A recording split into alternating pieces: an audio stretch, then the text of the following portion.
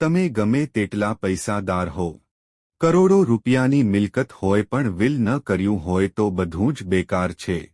આ વાત એટલા માટે યાદ આવી કે તમિલનાડુના ભૂતપૂર્વ મુખ્ય પ્રધાન સ્વ. લલિતાનો બંગલો હૈદરાબાદ મ્યુનિસિપલ કોર્પોરેશન એમના નિવાસ સ્થાનનો 1,60,00,000 રૂપિયાનો પ્રોપર્ટી ટેક્સ બાકી હતો એટલે કોર્પોરેશન એ બંગલો સીલ કરી દીધો હતો.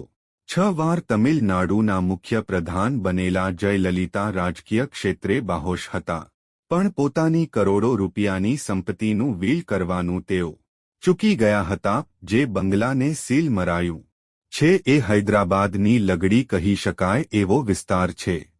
આ બંગલાની કિંમત 43 કરોડ 90 લાખ રૂપિયા છે. એ સિવાય પણ એમની 15 એકર જમીન તેમજ બીજી ઘણી કોમર્શિયલ પ્રોપર્ટી છે, પણ વારસદાર કોઈ જ નથી.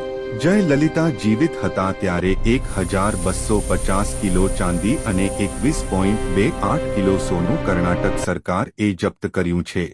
સંપત્તિના કેસમાં દરોડા પાડ્યા ત્યારે એમના કબાટમાંથી 11,344 750 સેન્ડલ, 250 શાલ, 44 એસી, 91 ઘડિયાળ, 80 પંખા, બધી ચીજો સરકાર એ જપ્ત કરી છે.